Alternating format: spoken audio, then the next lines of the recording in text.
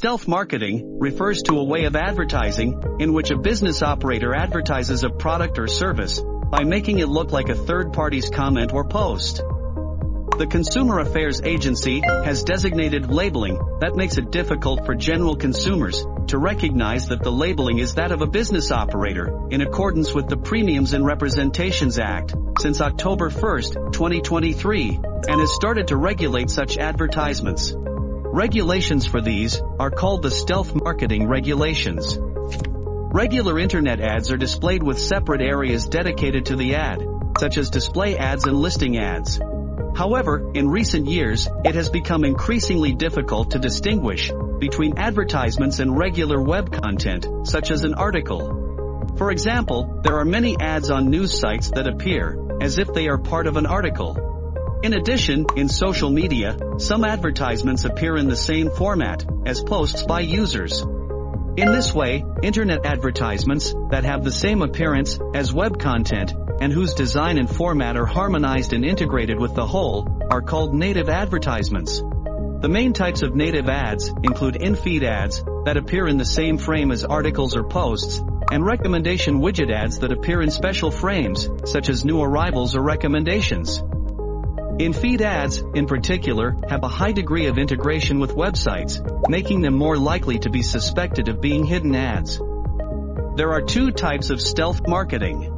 One is spoofing, in which an advertiser poses as a third party and writes positive opinions by displaying ads that conceal being advertisements. The other is profit provision concealment, in which a third party, such as an influencer, conceals the fact that they received a request from an advertiser. If an advertisement is not clearly identified, general consumers may mistakenly believe that it is a third-party comment or post and trust it. Stealth marketing aims for this effect.